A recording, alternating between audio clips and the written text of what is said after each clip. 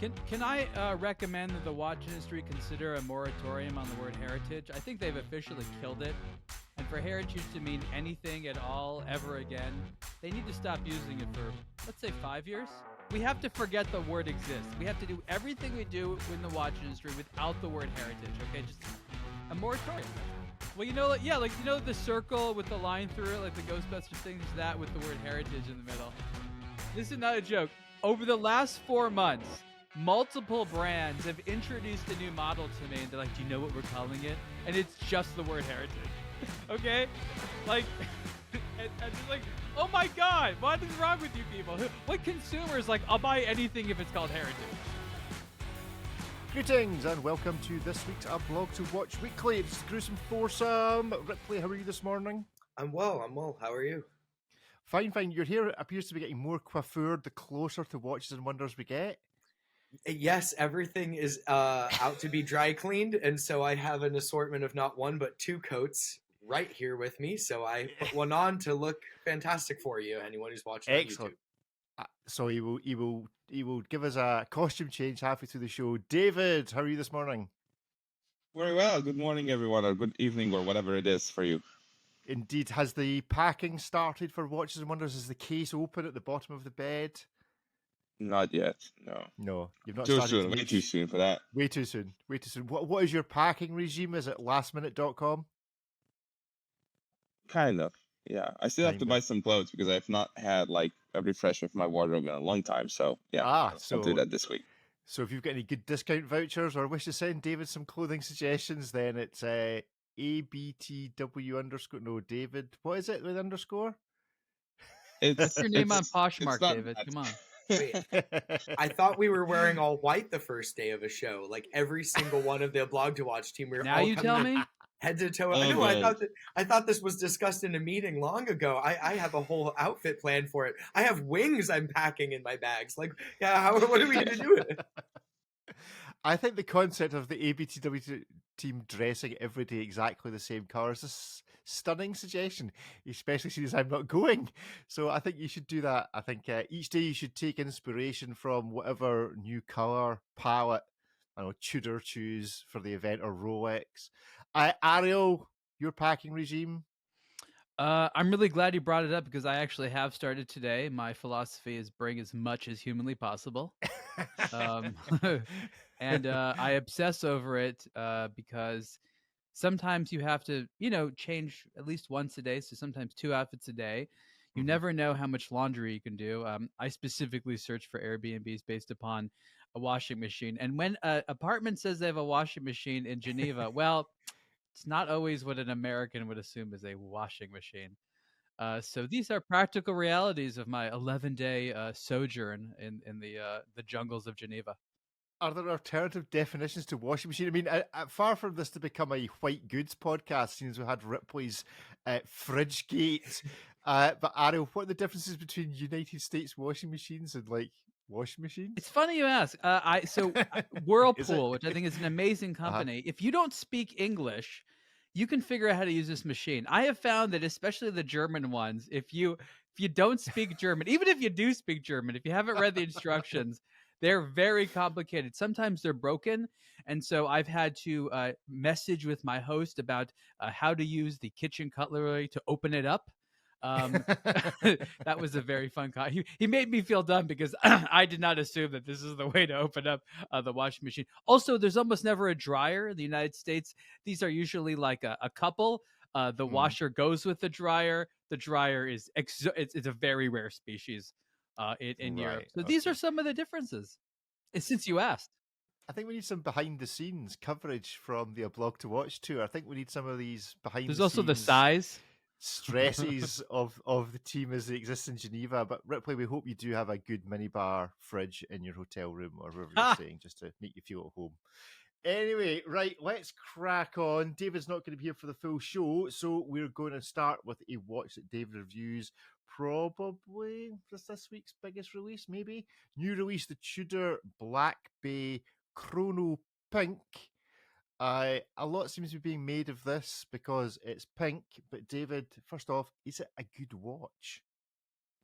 Wow. I mean, the question then is if the Black Bay Chrono is a good watch, and I think it's a decent watch. Yeah, why not? Especially now in this Jubilee-like bracelet. It's funny how, they sort of snarked at us when we called this a Jubilee at our Tudor meeting, and they're like, "Oh wow, no, it's not a Jubilee. It is a Jubilee. I mean, isn't it, Ariel? I mean, Ripley, what do They you have think? very strong rules there that make it so they can't use the same language that we do.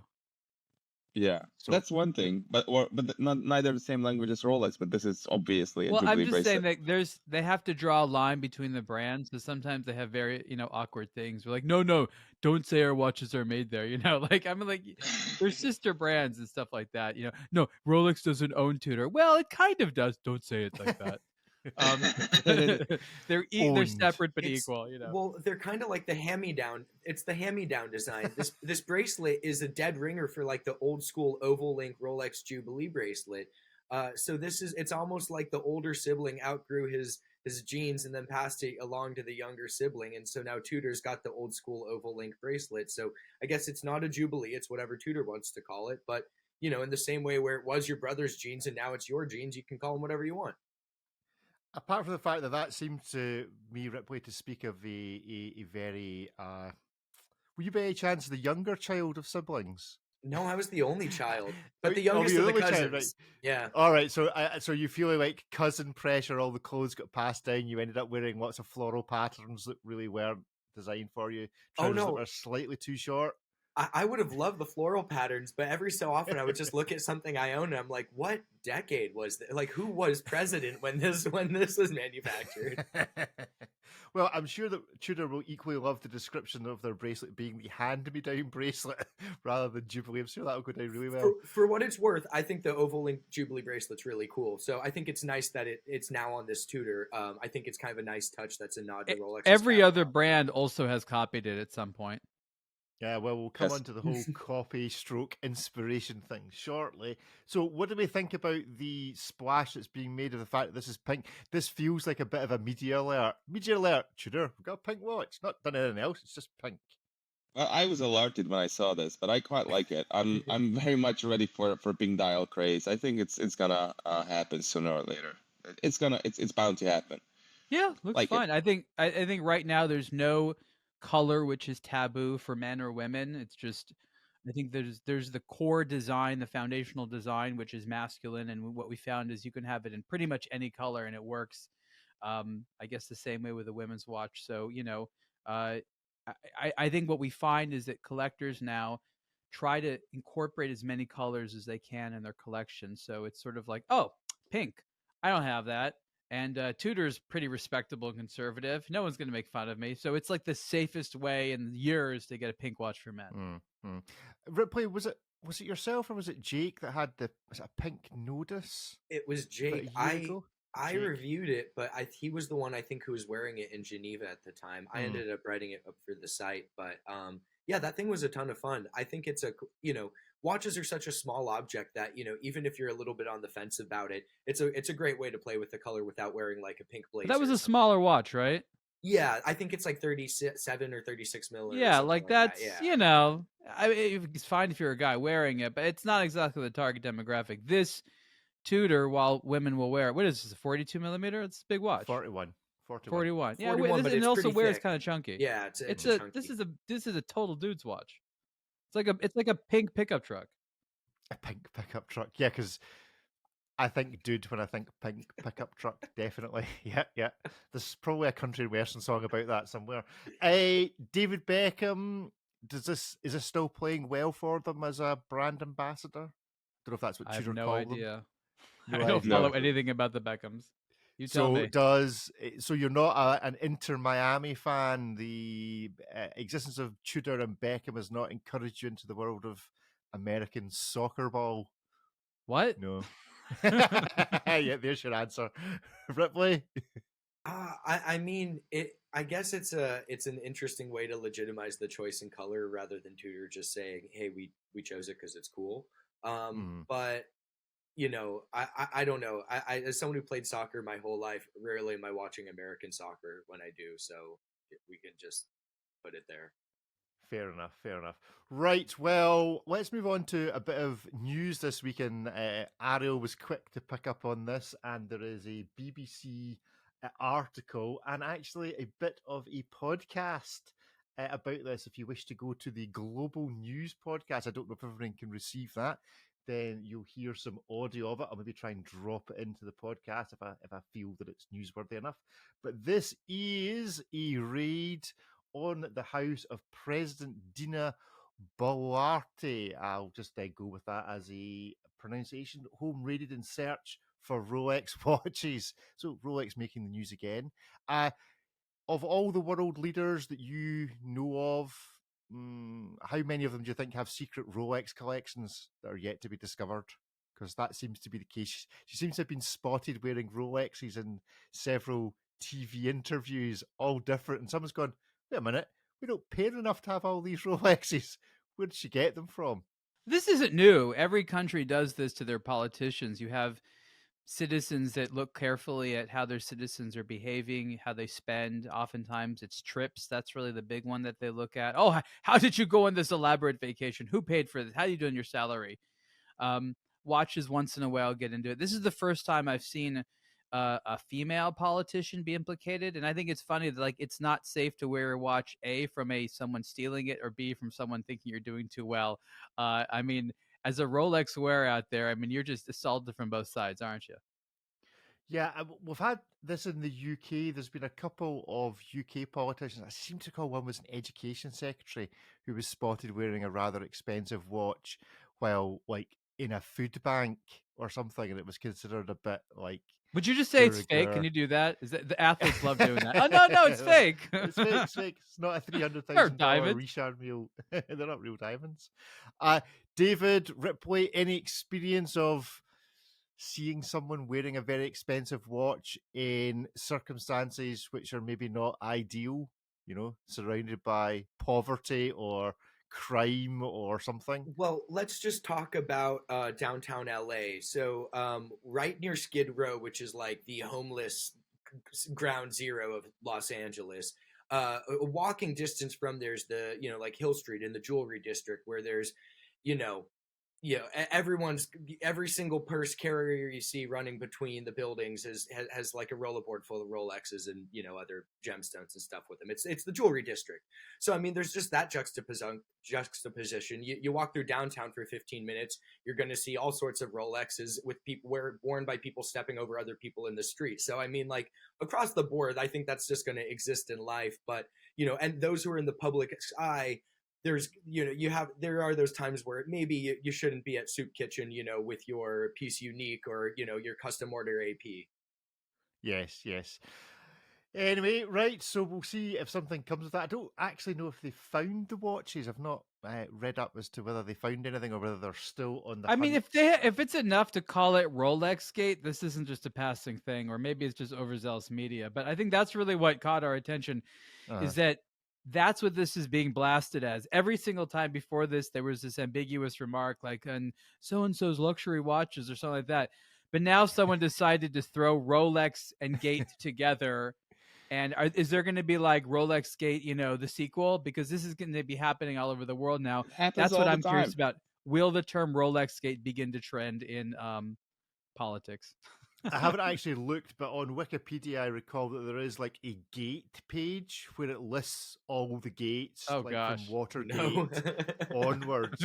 So it is very much well worth a look and a scroll. And actually, it kind of gives you a wee guide and aid memoir to history as you scroll through all the gates, and you go, "Oh yeah, I remember that. I'd forgotten that happened." So it's kind of like the Wikipedia Gate version of that. What's the Billy Joel song? "We Didn't Start the Fire." It's a bit like that. Just have a wee scroll through the Gate reference page on Wikipedia. I don't know if Rolexgate has been added to it yet. Wait a minute. Inspiration is not proprietary. Mike wrote this article, and Mike would like me to make it very clear that what he's talking about is inspiration rather than downright copying in terms of this article. So let's start with the inspiration stuff.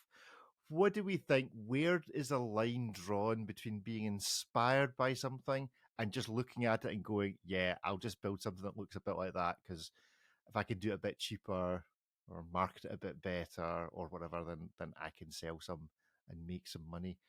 Inspiration versus perspiration, Ariel, which is happening the most in the watch world? Are we full of like just everyone saying they're inspired by stuff rather than actually what they're really doing is just copying because they know somebody else is successful? I would say the amount of prototyping I see is not enough, meaning I don't see people tweaking new designs. It requires enormous amounts of trial and error before you sort of get something right. It rarely happens sort of like in the design phase. You have to build a lot of models, and that's expensive. And so what ends up happening is, because prototyping costs, they consider them to be prohibitive, what you find is a lot of emulations of successful formats, and that is where the inspiration comes in. With that said, if you want to have a long-term hit, you need to do something totally original and fresh. So brands sort of try to juggle them both at the same time, but I think we'll all agree we're mostly seeing inspiration, and the truly original stuff comes from the crazy people that just will it into existence. It's always an uphill battle for them. Yeah, David, what are your thoughts? I mean, the key watch that I think most folk would say most inspiration comes from in terms of being inspired by another watch is the AP, it's the Royal Oak. I think that's probably the watch that the vast majority of micro brand designs, or not the majority of them, but if you were to put them on categories, then the Royal Oak, maybe the Submariner would probably be the watches that are most obviously copied, inspired by. Thoughts on that? Yeah, I was going to say Submariner rather than AP, but it is true that we've seen a remarkable uptick in AP homages and whatever, and it's also fascinating to see how there's a race to quality and to producing the highest quality AP homage at the lowest price. And that really has pushed the envelope in a way in terms of manufacturing technologies and quality at, well under $1,000 price point. So that was very fascinating to see. But overall, in terms of quantity, my hunch is that it's probably the Submariner, but it's so ubiquitous that we don't really even see it that much because, our eyes are just so used to it at this point. But I'm sure that there's no limitation to the number of and various Submariner homages that you can pick up.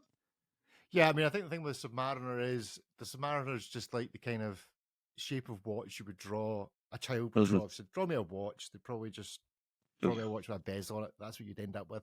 Whereas an AP, if you draw something that's got the same number of sides on it, it's like, wait a minute, you didn't just come up with that number all by yourself. You were inspired by something. Ripley, there was recently a bit of a dispute between two brands at the British Watchmakers' Day, Isotope and William Wood. It was a bit of a stushy that they were all being inspired by fire exits, which does seem a bit of a strange thing to feel inspired by. But there you go, you're sitting at the cinema and all you can see is a little green fire escape light in the corner annoying you. What did you think?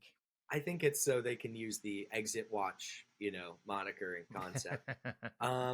But yeah, like anything, one comes before the other. They ultimately are very different watches, but to a certain degree, a good idea is, you always kind of have to tip your hat off to the original idea of that. That said, it's not like one watch is an exact copy of the other.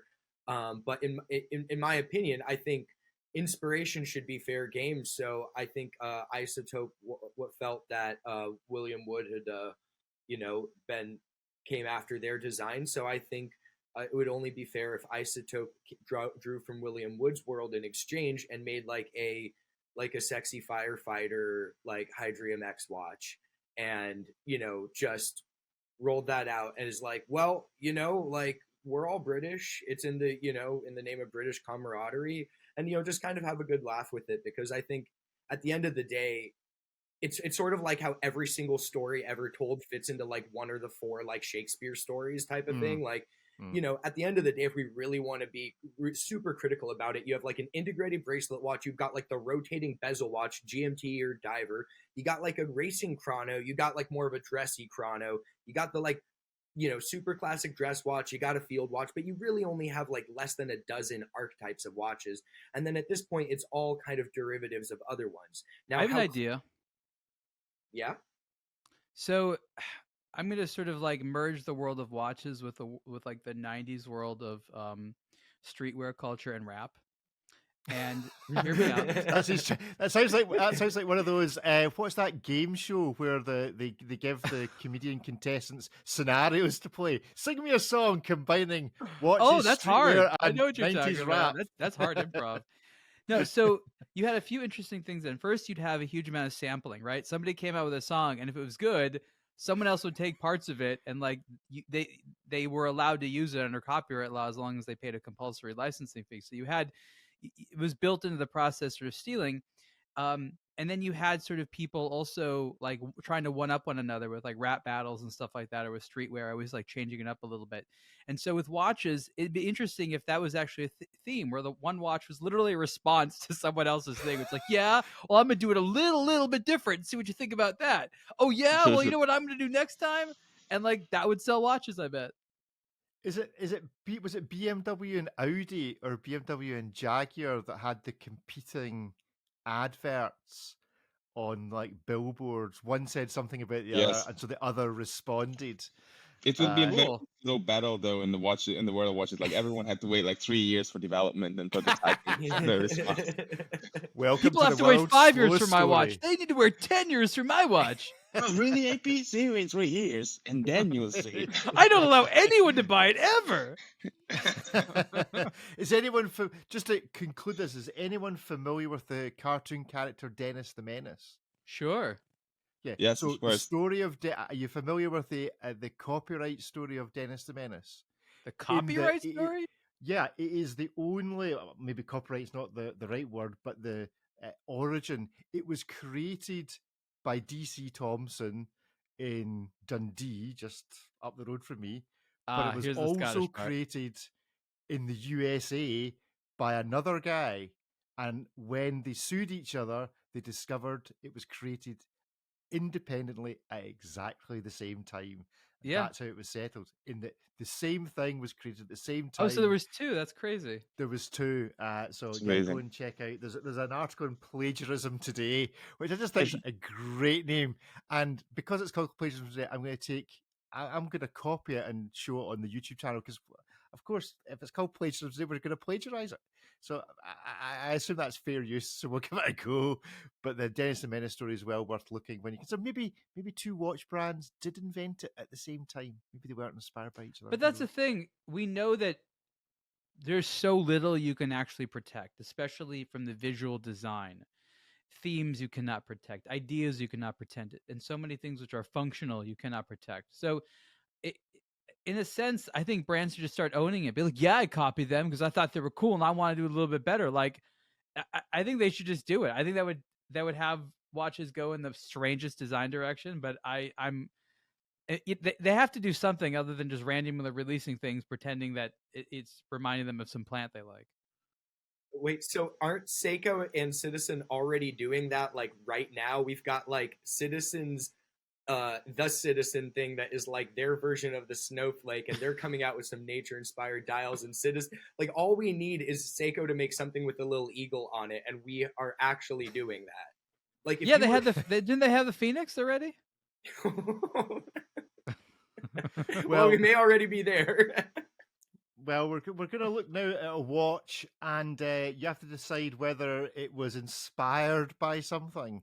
So this is the Arnold and Son joins the fray with the Longitude titanium watch. Does this remind? I saw this. I'm like, wait a minute, I've got one of these. I feel like Sebastian, who made Arnold and Son the modern brand that it is. When he saw this, and I know they saw this, he's very upset right now. He's like, "Oh, what did you do? What did you do?" Like he would have done the most interesting, wild thing. And as Rick said, this is highly derivative, and that's the sad thing. That's exactly what they wanted. They were like, "Yes, it looks like everything else. We did it, guys. We succeeded." I think Orage want their super seed back, but there we go. Yeah, that's actually what I thought it was when I first saw the image. Just that bezel Yeah. profile is so similar, but I mean, everyone's got an integrated bracelet, but it really is that bezel where I had to do a double take and check the brand name on it.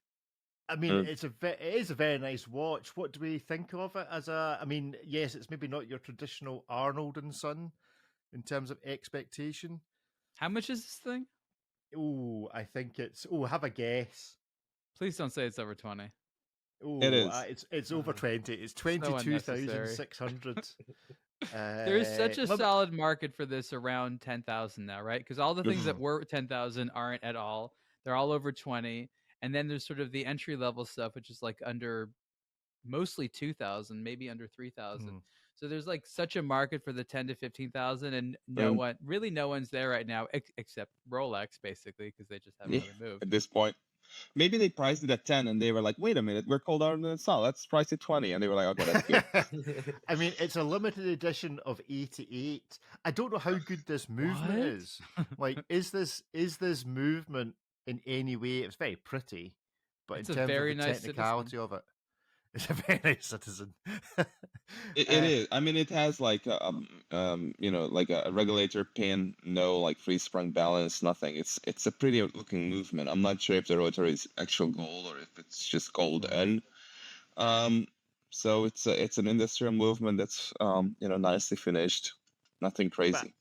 Yeah, I mean, I certainly agree with you. If this was at the kind of 7 to 10 grand, yes, I think you'd sell a shed load of these. Because Arnold and Son, for a watch geek, has a name.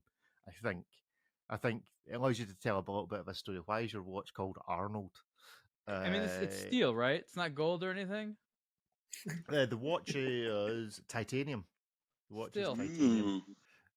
So obviously an enormous price bump in using titanium. The dial's not pretty, like, at all.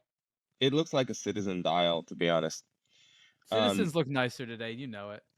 It's true. But if you search for Arnold and Son watches on like Chrono 24 or eBay or whatever, you can get one of those crazy looking skeletonized open worked ones for well under 10.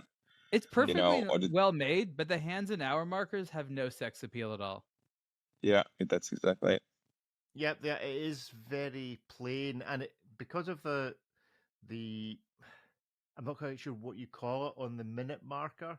It doesn't photograph well because it does that kind of interference pattern that you get when you try to photograph it in the little circles. It's all over the place too in terms of theme. Like, is it about architecture? And then you have like no, and then like you have the sub dial for the seconds looks totally longue, and you're like, and then the power reserve indicator is just like kind of like weird modern technology inspired, and you're like, I don't even know what nobody knows what the theme is. There's no theme. There's no cohesion here. Yeah, it's a bit odd, but I'm guessing they probably will sell 88 of them at some point. I mean, it says 1764 on the dot. What on this thing has anything to do with this time period? Nothing.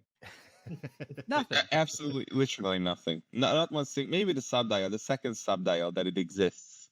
Just take that number off. Like, that's just like no, but a designer without a fully functioning sense of, I don't want to say brain, but a designer with half thinking made this. They were like, it satisfied the brief. I'm done. That's exactly what it did. Yes.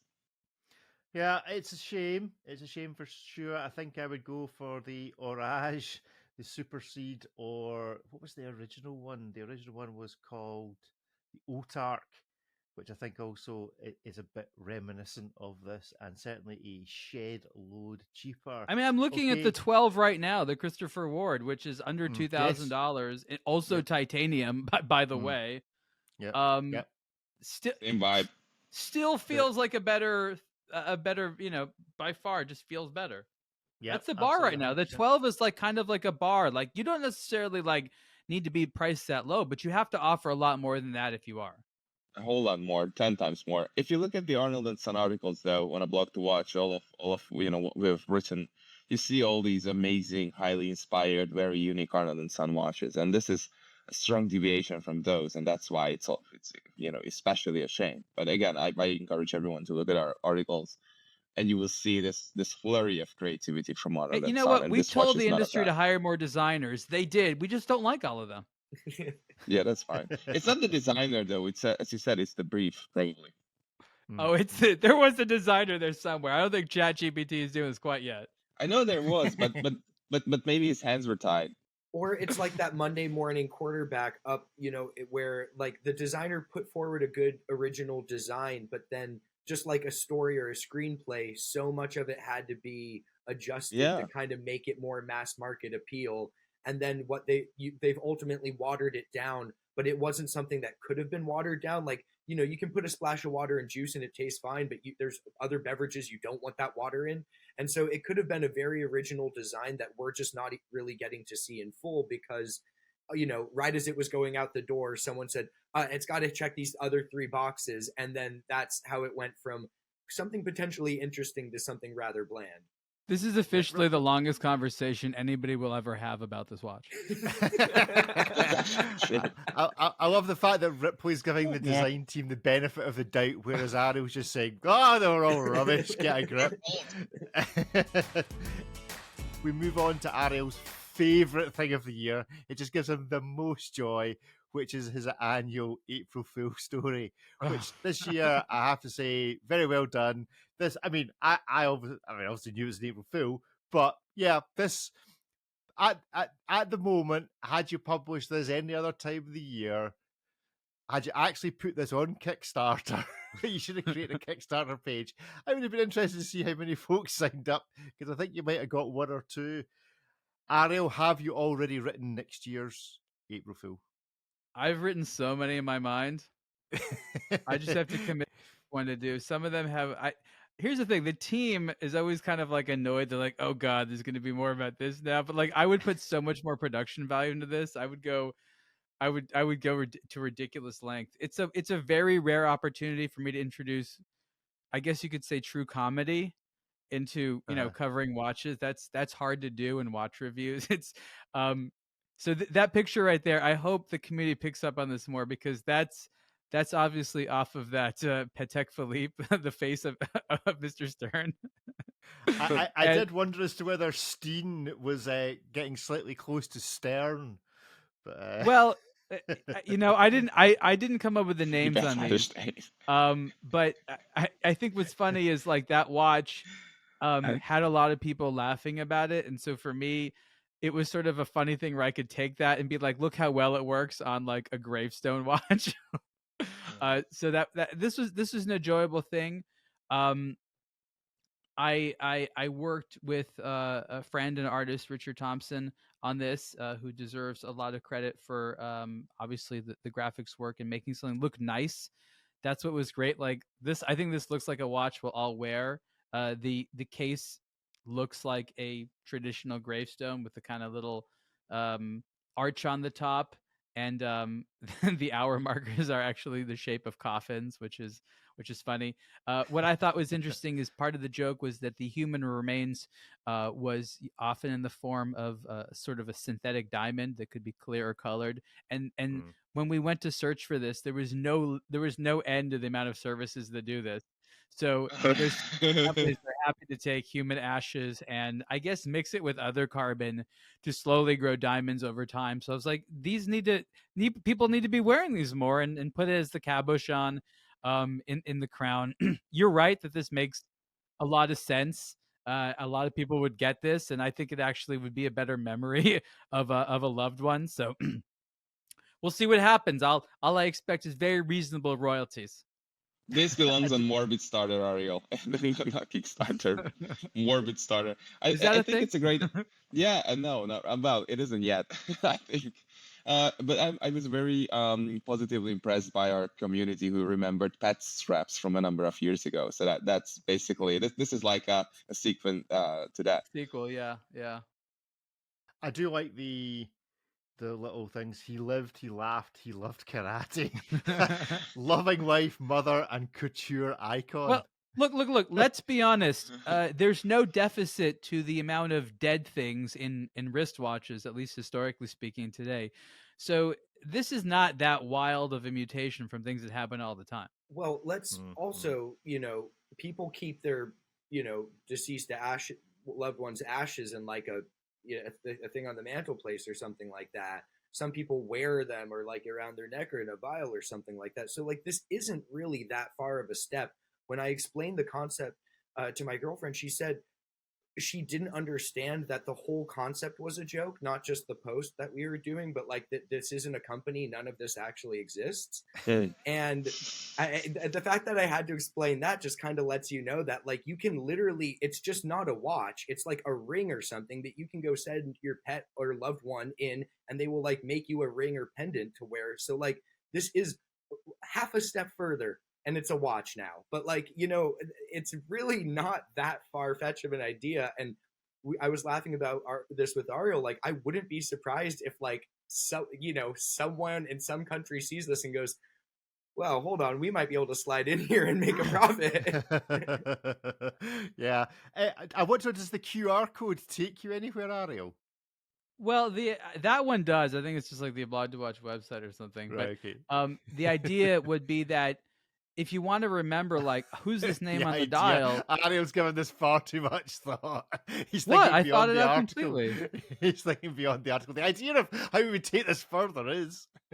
No, but if you'd want to remember that person, you just like go to the internet. There'd be a whole archive. There could be videos of them and documents and pictures and stuff like that. So you remember, you could upload stuff. Ooh, what about Facebook page? What about I the do a barrel whole hand? business model in my mind. I will never suggest something if it's not completely feasible. What about the barrel hand technology where you could have like 100,000 pictures of me and all my greatest moments emblazoned in the holographic on the case back? Ripley hologram. There's budget and the amount that you miss your dead relatives is the only limitation. Okay. Only limitation. I think we just have to ask questions: when Ripley finally pops his clogs, does he have to take his wall with him? Because that'd be a big watch if we have to grind all that wall down at the same time. So you want the wall to make up the stone in the watch? You want it to be cut out of his so. wall? I think you need that as the background to the watch, like as the watch face. It needs to be that. Should we all have masonry backgrounds now? Is that what's going on? Listen, I've been trying. I have been a very well known, very serious journalist has sent me. I've not quite managed to get the printer to work properly to do it, because printers and stuff, has sent me a Photoshop of Ripley's wall minus Ripley, so that we can have the wall as a background for all of us. So coming soon to you, Ripley's wall TM. I think combined with this Philip Edward Steen. Thank you, audience. Concept. Thank you. I think that yes, we're starting to get props sent to us. We also have a T-shirt on the way, but more about that maybe next week. So we shall see.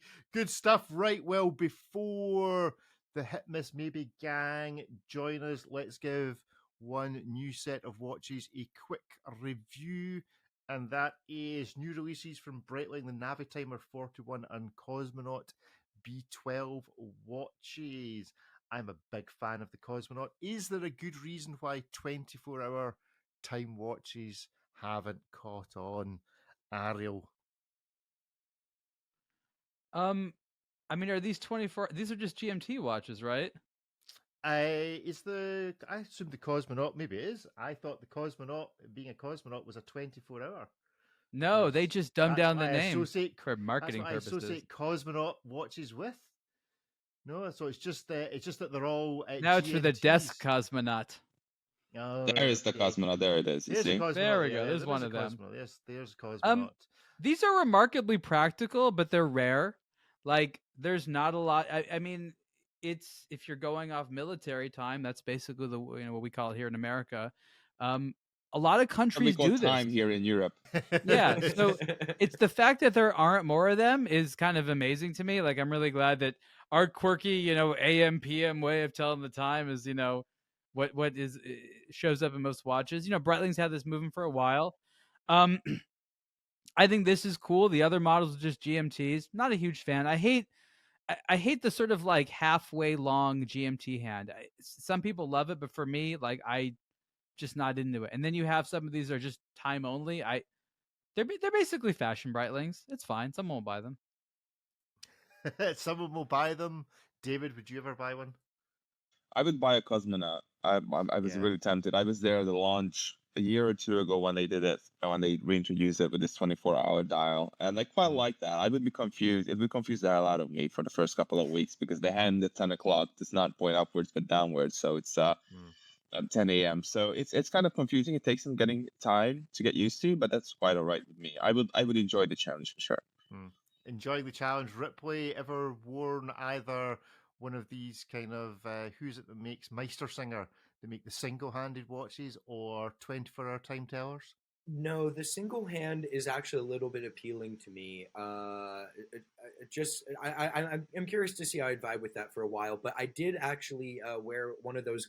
It was a glycine airman, but it was the double 24-hour. It had a 24-hour hand, but no 12-hour hand. And yeah, like David said, it took a while to get used to, and it wasn't something I was going to wear frequently enough to the point where I would get used to it.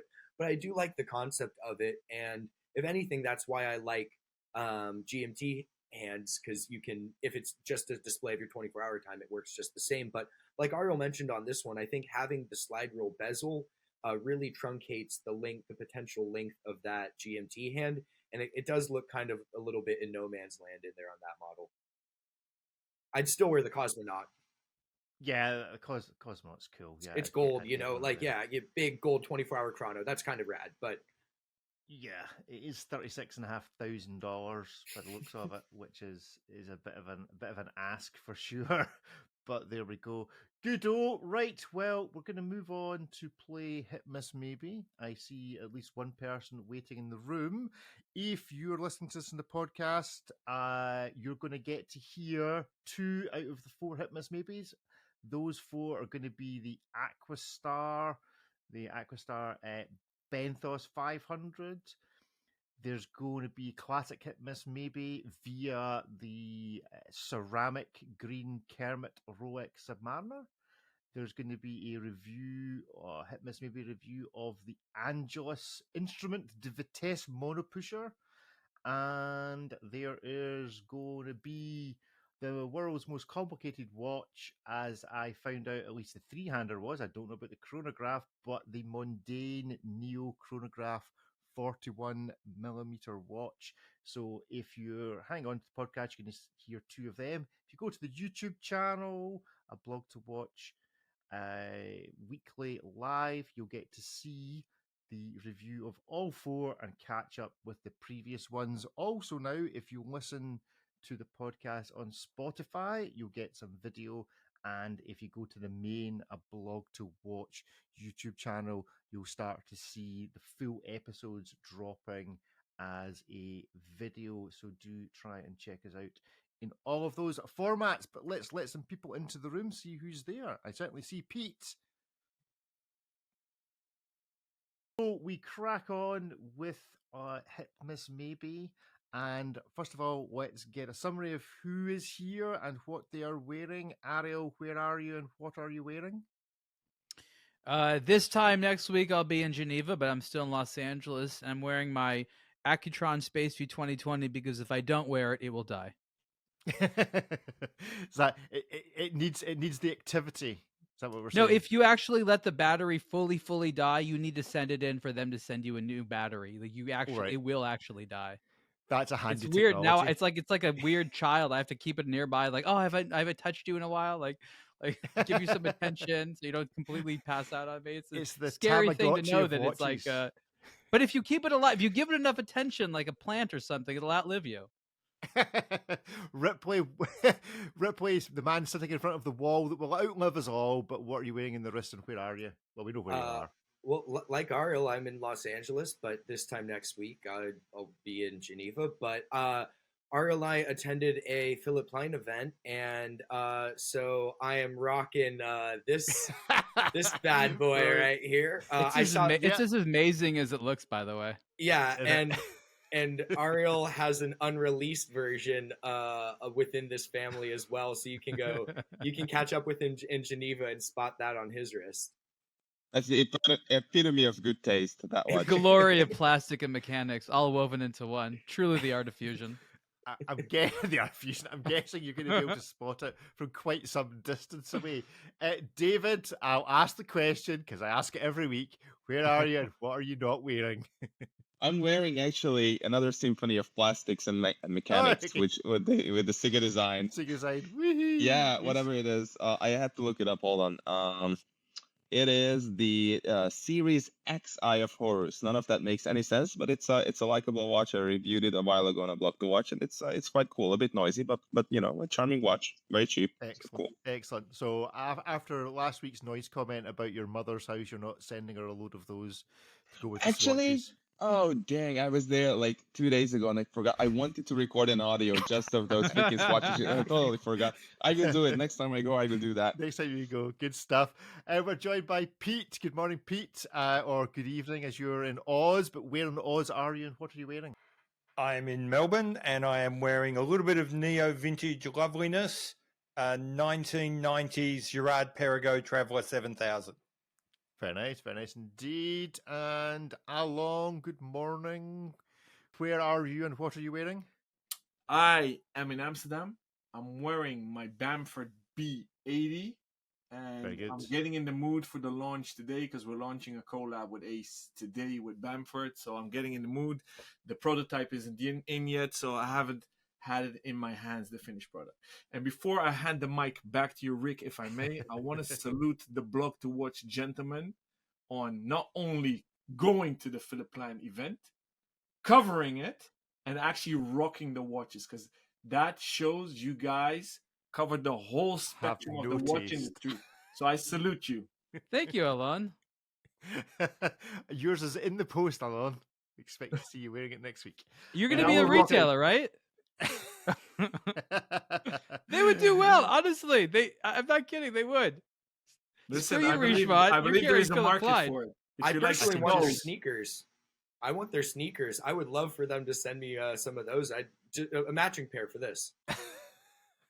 The idea of having been to Ace George, the idea of the Christian Vanderclaw cabinet and then a cabinet full of coins sitting next to it is just like, that's just what needs to happen. Alon, you need to make that happen. Anyway, I'm in Scotland, but I'm not wearing a Panerai. I'm in Scotland. I'm wearing this. This is a D-Trash the Planet. Wow, So do you have a fever, Rick? Rick, do you have a fever? Must have Panerai. It's okay. It's sitting here, so we're all right. So yeah, the guy sent that in to have a look at. So yeah, very nice. Yeah, good chunky. Just it's Panerai enough. It's hefty enough that it doesn't make me think my gotta have the chunk way down. Gotta have the chunk. Right, let's get on and review some hit miss maybe watches. And first up this week is going to be the Mundane Neo Chronograph 41. Ariel, you wrote the article on this. Care to give us a short introduction? Well, it's everything you know and love in a Mundane, but with a chronograph. They've done it before. They brought it back. This is the what they call the Neo style case. I think it was 41 millimeters wide. I guess for people who are enthusiasts, what to take away from this is a good gift watch. There's someone out there that wants, give them something conservative, a little artsy, but just a bit sporty. This is the way to go. Not sporty, no chronograph. A little bit sporty, a little dangerous, a little adventure, chronograph. I think this is under $500. So it's a good looking design. It will obviously, if you're an enthusiast wearing enthusiast grade watches, it will leave you a little lacking. But again, as a gift watch, we have to give gifts. We might as well give watches. This should be on your list. There you go. There's a great guide for life. We have to give gifts, so we might as well give watches. I like that. Well, if we know watches, right? No one else is going to be giving this stuff as gifts. That should be the new tagline. Right, well, let's give it a judge, a hit, a miss, or a maybe. 1, 2, 3, go. It's basically all maybes except Alon. So, Alon, let's start with you. Tell us why it's a hit. Well, I'm totally subjective. I always loved the railway clock because that's what Mundane is based on. So as a kid, I've seen these clocks to visiting Switzerland. As a retailer, we sold bucket loads of them. And it's actually awesome that they're back. And just to support them, I would say a hit and buy one. Actually, great suggestion by Ariel to give them as gifts. Kids, you give flick flacks. If you don't have the budget, you give swatches. And for a bit of a conservative or classic crowd, awesome piece. For those that have never seen one, then just maybe delve into it because it's typical Swiss design, and that's why it's cool. And just to support them, I'll go for a panda. Chrono. Go for a panda. I voted maybe in this just because the movement, it moves the subdials just too close to the middle for me. There's just a bit too much space. It's obviously a smaller movement. It's just just not quite right proportion wise. Pete, why did you give it a maybe? Exactly the same reason you did. It feels a little like it's kind of been put together from parts that were lying around, or someone's who was going to perhaps make a Michael Kors or something else, just licensed Mondane. It just didn't feel enough for me. But all of the things that Ariel said, I'm sure it's quite well made. I'm sure it would work quite well as a gift. So I'm kind of not going to go hard and say it's definitely a miss, but I can't go past a maybe. David, you'll be familiar with these Swiss clocks in Geneva. Is this one as complicated to set as the stop-go? I'm not sure how complicated it is to set. I wanted a maybe because it's every time I see someone wear a Mondane, I'm like, how are you not super bored with that watch already? It's cool and charming for the first couple of seconds, and then I look at it and I'm like, I'd be, maybe it's just me, but for me, it's just a cool concept, but I'm intrigued by it for as long as I wait for a train, but I wouldn't want to wear it all the time. Ripley, it feels to me like your wall would work well with a wee Mondane clock in that corner. What about the watch on your wrist? So I like the clocks. I therefore like the watch design, but for me, it really looks best when it's in its three-handed format. Maybe not the stop to go with its infuriatingly difficult movement, but as others have mentioned, I think there's just enough things that this one didn't do perfectly with proportions, as far as the subdials being too close, the date window kind of then being out in the middle of nowhere, which is a little bit more obvious on this model because it's so minimalist and sparse. But at the same time, it does look different than like your average mall watch. And so for someone who appreciates the clean design, it's got the Swiss heritage, it's a solid option. So it's not a home run by any means, but you could do far worse. So it's a maybe. Ariel, you're the one that's had it on the wrist. Would you any desire to keep it on the wrist? If like I had no other watch, I'd be perfectly happy wearing it. As an enthusiast, I just have a ton of options that are a little bit more weird and characterful and things like that. So as sort of a starter watch, it's perfect. I'm just not personally the target demographic, but once in a while in the right setting, wear it. I understand the hesitation about the subdials being too much in the center, but that also leaves the hour markers not touched, so legibility in a sense kind of benefits. I think that I want to see more not designer, but more details that I think enthusiasts want.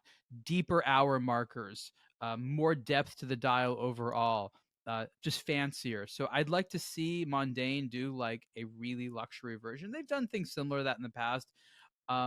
Maybe there's no market for that, but I think that there could be. Like I'd rather buy a $20,000 version of this than that Arnold and Son. Okay. Yes, go back if you're on the podcast, and do go back. So if you're on the YouTube channel, do go back to the podcast to hear what we had to say about the Arnold and Son. Right, next up, let's talk Aquastar. So Aquastar is the brainchild, or the revival brainchild, of the man who revived Doxa and brought it back to life, Rick Marai. He's moved on for various reasons to Aquastar and has produced this center minutes chronograph. I don't know what to think about this. I think this is probably a watch you absolutely need to see as to whether it's so completely confusing as to what it's doing as to be not very usable. So I don't know if any of the gentlemen here have had a chance to look at either this watch or one with a similar action. But let's not let facts get in the way of judgment. Let's give it a judge. So is this a hit, a miss, or is it a maybe? 1, 2, 3, go. Hit, hit, hit. Oh, it's a clean sweep of hits. Wow. Oh, yeah, that's. Wasn't expecting that. I certainly wasn't expecting that, but let's see if we can justify why. Ariel, why is this a hit? Well, I think on a basic level, it looks nice. Like it's an attractive watch. I don't know why that I continue to have a soft spot for watches of this era, but it's got good proportions.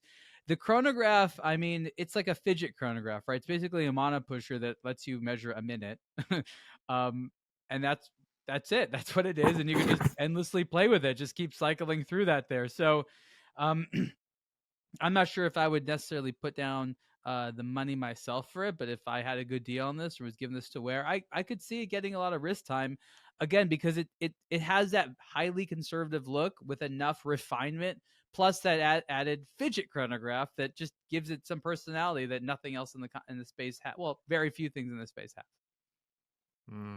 Ripley? Is it only a minute, or is it an hour and it's like a central minute totalizer on that one? I feel like isn't it just a extra seconds hand? No, is it a minute hand? It's one hand that does something. We know that it's a single hand chronograph. I've used some chronographs before where it's a central minutes hand, and that's kind of cool because it tracks like a minute hand around the dial. I think, but without a second, that's rare. Chronographs that don't measure the seconds, they do exist. The Daniel Roth Chronosprint Endure is one of them. The orange one is a 60-minute totalizer. So you start it, and then you have the chronograph seconds and the minutes both on the center. Yeah, so no running seconds. No. So I thought so I thought the chronograph was the running seconds. Oh, you can use it as such. So that's I see. So the what looks like the GMT hand is the minute hand. Mm-hmm. Yes. Okay, so it's even more fun, slightly more useful fidget chronograph. Yeah, so that's why I like it. I think it's cool. Good design. It does look a bit chonky, but a good design. But it's a hit for me just because of the implementation of that movement. I think that's a fun one. We don't see it enough. So just based on that alone, it's a hit. Yeah, David. Yeah, I love it. Good proportions, as Saria said. It's I love the functionality. It's just a cool looking watch overall. It's not cheap. I mean, it's pre-order $27.90, so it's and then it's $37.90 once it's after the pre-order period. I'm not sure if it's a $4,000 watch, but for around $2,800, I guess I like it. Yeah, very cool. Yeah, very good. Pete. This is micro brands being good things and doing something that really only a micro brand can do. I think if a mainstream brand tried to bring out a central minutes chronograph, it would crash and burn and sell 2,000 copies, and it would be a massive failure. But if Aquasar sells 2,000 of them, it's a massive hit. So I think for that reason, only because it's been released by a micro brand, it's a hit. Very good, very good. Finally, Alon, would you like to sell these in your shop? Well, actually, I love the Aqua Stars on paper, but when seeing the Deep Star chronographs, I was a bit disappointed. Seeing this, I got very excited, and I started racking my brain why. It reminded me of the 70s Contikis. IDF used to use them. I am happy they took the script font off the dial, so they're caps now, so that may be persuading. But then, reading that La Jouperet helped them with the central chronograph movement for below 3K, I got very excited. So I think it's a very good buy. I don't understand why they would take off $1,000 off the price for pre-order, because they're not that micro anymore. So I don't feel they need that cash flow to finance the production. So that's maybe the only critique I have. Good stuff. Well, yeah, go and check out that review at aBlogtoWatch.com. It's obviously got the yes vote, the hit vote from all of us. So yeah, if Aquastar would just like to send us one each, so as we can try it out and figure out which hand actually does what, then that would be handy. Can I recommend that the watch industry consider a moratorium on the word heritage? I think they've officially killed it, and for heritage to mean anything at all ever again, they need to stop using it for, let's say, 5 years. For a heritage period, they could bring back. We're bringing back the heritage. No, we have to. It's like we have to years. forget the word exists. We have to do everything we do in the watch industry without the word heritage. Okay, just a moratorium. Ariel, you have your next topic for your amazing industry insiders essay newsletter, and everyone working in the industry, I highly recommend. How can they subscribe, even, Ariel? Or do you have a ballotage who gets on that mailing list? They can't. They have to ask me. Okay, so guys, spam Ariel. Yeah, spam Ariel, because if you work in the industry, you must do yourself a favor and subscribe to these newsletters. I will put people on if they want to, if they really want to be on. So yes, take Alon's advice. So there you go. Yeah, Ariel does produce a secret society newsletter every so often, which is not rants about the word heritage most of the time, frankly. Okay. The logo is the pyramid with an eye. We could make it like a swear jar for the editorial team. Every time you use it, put $1 in the jar, and when it's full, you buy pizza for the team. Well, the circle with the line through it, like the Ghostbusters thing, just that with the word heritage in the middle. Make that a sticky Instagram post or something like that at the top there. Everyone should do it for posterity and for not posterity, for just collectively trying to send this message. Let's just all keep spreading the word that the anti-heritage agenda. What Ari was basically saying is he wants to make heritage great again.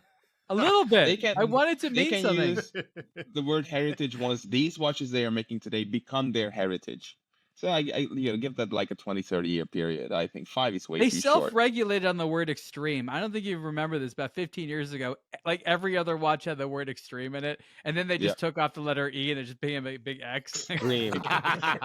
Talking about Zenith. Well, we have a Media Alert T-shirt on its way, following 2 weeks ago. So if somebody else would like to volunteer to make us either Make Heritage Great Again T-shirt, or the Ghostbuster symbol with heritage with a round and a cross through it, then we'll give you a bit and put your brand name on it, then we'll give you a bit of promo on the podcast as well. This is our new line of comedy T-shirts. Okay, I'm going to tell this is not a joke. Heritage Great Again. Over the last 4 months, multiple brands have introduced a new model to me, and they're like, "Do you know what we're calling it?" And it's just the word heritage.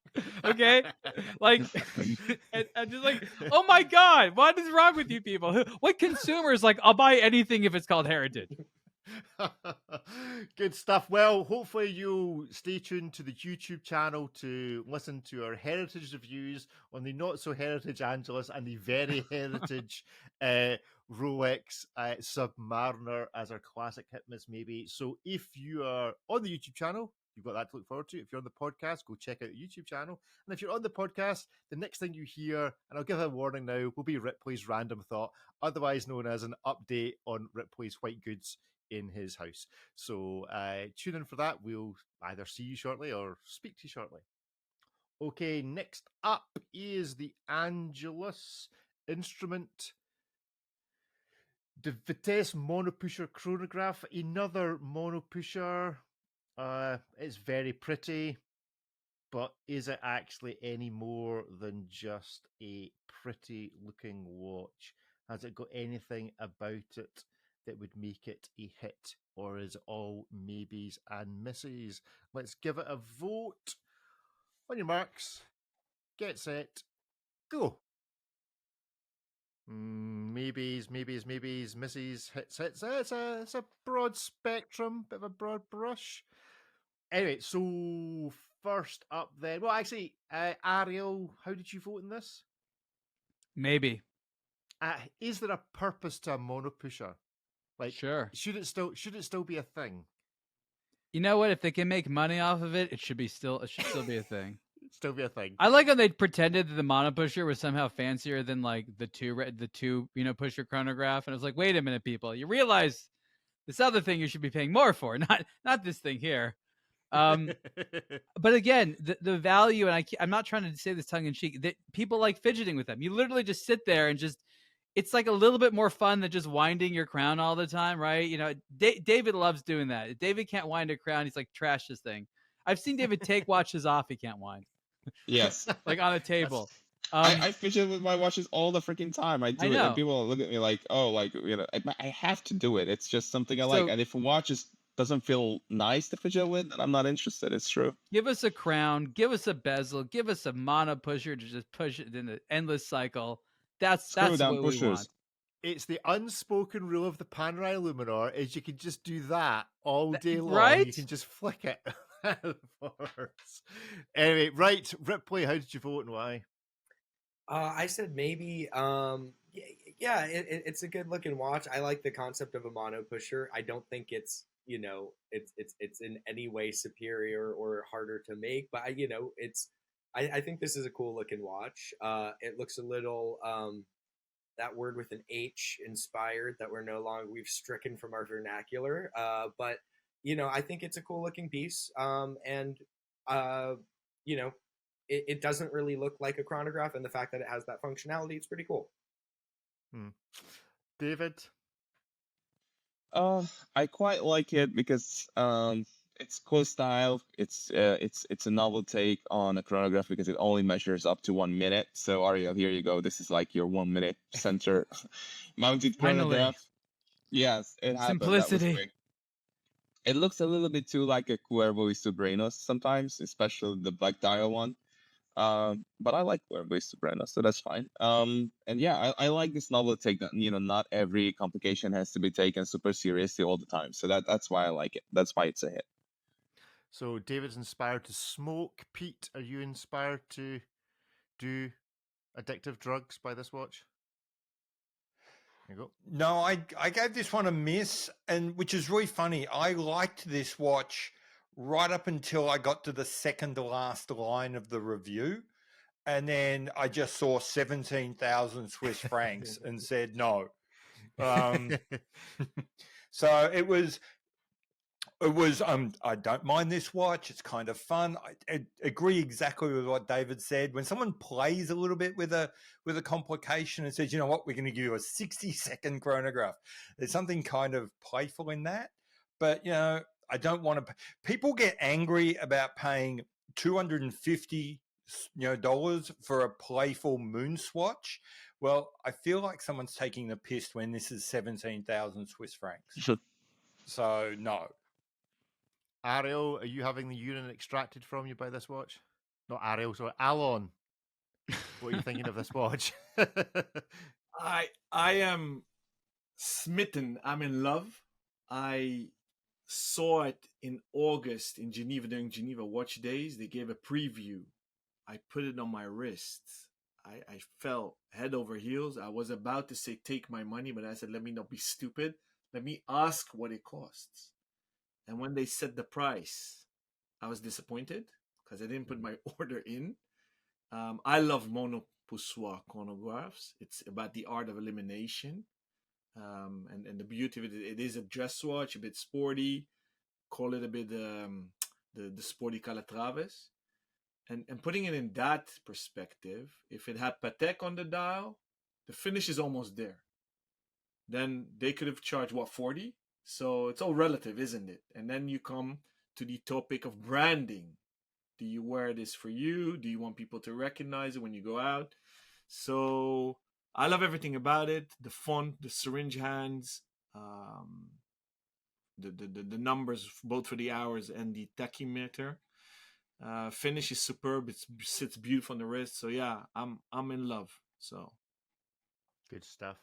Grad, we'll go and check out the article at aBlogtoWatch.com and see what you think. Finally, then on Hit Miss, maybe we go classic, and there is none more classic, I guess, after some earlier conversation than the Rolex Submariner. There's an article this week, hands on the not so anniversary Rolex Submariner 126610 LV green ceramic Kermit. So we'll use this as our launch pad for all things Submariner, launched in 1953. and been kind of there or thereabouts ever since in various forms. So you're in 1953, you're scratching around for a new watch, and somebody tells you or shows you this. What do you think?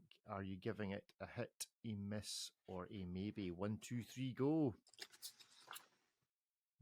Hit, maybe, hit. Oh, Ripley. Wait, are we talking about this one or the No, we're talking about the 6.5 Rolex Submariner in general. So just the whole category. I own one. I can't not say This is classic yeah, hit miss maybe. Yeah. Classic hit miss maybe. So 1953. So everyone's now a hit, or is David still a hit?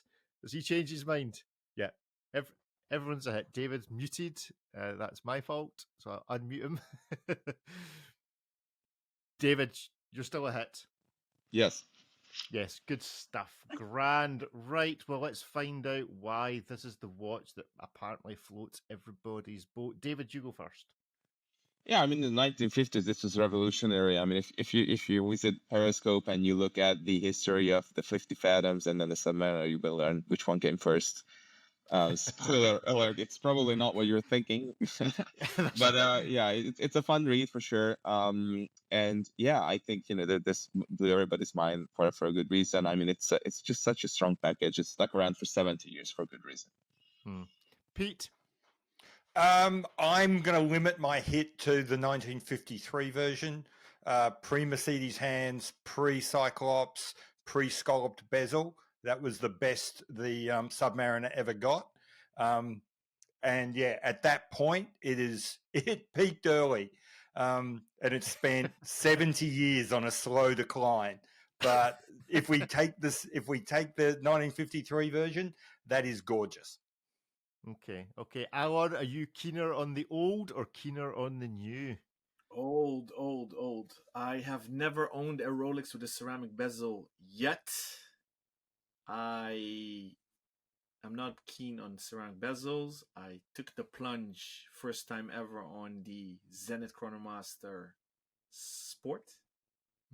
And I'm going to swap that over to the full titanium. So I'm going ceramic bezel less again, although I'm saying that I still have a Pelagos left hand, so that's a matte ceramic bezel, but old all the way, aluminum baby, and then bakelite. Now I want to ask the same question of Mr. Adams. Ariel, old or new? New all the way. Yeah, that's what I thought. Yeah, you go. Oh my gosh. David remembers this time long ago where we didn't publish it, but we were going to compare like a 1970s Submariner to like a $200 Seiko from today. And I would pretty much ever respect the Seiko as a superior watch. I mean, look, if you have a hard on for nostalgia, by all means go with the old stuff. But if you like want the best tool watch, you always buy the newest Rolex. Rolex, part of their defining quality is like always make stuff better no matter what. We just have to keep making something better all the time. And so it's like one of the most reliable things in the world is your next Rolex is probably going to be in some ways better than the last one if it's a new model. Like they make sure of that. The one that you showed with the green and the black, my problem is it's not green or black enough for me. I don't like that color combination. I think that, again, all green, great. I have that. All black, great. That's good too. But that combo, it was a halfway thing. It's when they had the green aluminum bezel. And I just think they were afraid of having a green dial because they knew it would fade and look terrible at some point, which it probably would have until the patina lovers got it. And so then when they came out with this new, slightly larger version of the Submariner, the 2023 model, they just brought this one back. They had to do something. So again, if someone just hands it to you, you'll be very happy. My last thing I should say about the Submariner is it should never be any one of your first luxury watches. Be into watches for years, maybe decades, then get a Rolex.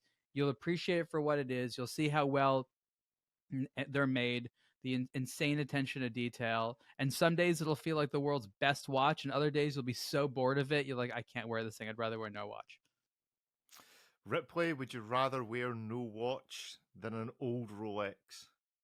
No, I own a couple old Rolexes. I have a Submariner. And yet you're wearing a plastic watch. It's not plastic. It is it's green silicone and the black bits are metal. And there's a skull of carbon fiber on the dial. Motorcycle grade steel. Yeah, this is the best that this is a highly modern piece. I have an old sub. I like it. It's it was the watch that I first got into watches because my mom had a Rolex. I thought it was cool that it wound itself and could go in the water. When I found out that there was a Submariner, basically one that also wound itself and could go more in the water, I was totally there for that. So like I've always loved this sub. And it wasn't until I was in like high school and college that I even like dissected what even the Submariner was. But I always thought the concept was cool. So I love it in all of its shapes and forms. I own one that's from the early 90s. But yeah, the new ones feel quite nice. But I have a couple weird little nitpicks about the ceramic generations from my time working on the service side. Good stuff. Well, welcome back to all those podcast listeners. If you haven't got yourself onto the YouTube channel, then you've missed the great debate between Ariel and Alon and others about whether old Rolex or new Rolex is better. So go to the YouTube channel to check that out. But we're going to finish up with a Ripley's random thought. So Ripley, give us a random thought. Well, for starters, as of this morning, my refrigerator is fixed. So anyone who's been, it's been done. Now I cannot use it for another 2 days because apparently it needs to like get cold or something. Yeah, I don't know, whatever. So here, but hold on. Are you gonna not do anything for 2 days though, or are you just gonna go? I know better. I'm putting stuff in this. I don't care. Well, we're gonna start with the non-perishables. I think like some carbonated water, some beer. That's fine to like trickle back in. Maybe some condiments. But like, yeah, I'm not taking the eggs out of the mini fridge. That's a great way to end up with salmonella. You know. So that has been handled. Random thought: are there alligators in Switzerland? Because like, there's a lot of Swiss watches with gator straps, and I just want to know, like, where are these getting these bad boys? Louisiana alligator farms. Yeah, like up in the mountains, like Le Chute de Fonds, there's just like a guy with a bunch of gators next to the sheep. Like, yeah, where are they getting them? Are they all imported, or like, do they vacation there, or?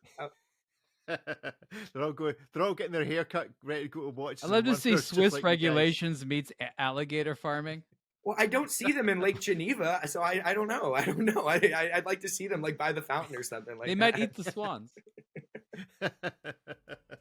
Good stuff. Well, there you go. If you have the answer to whether alligator farming is a thing in Switzerland, then do contact the show, podcast at aBlogtoWatch.com, and contact that email address for anything else that takes your fancy, or you think we should be talking about, or you wish to tell or contribute to the show. But other than that, that is us for this week. So say goodbye, everybody. Goodbye. Bye, everyone. Bye, everybody. Bye.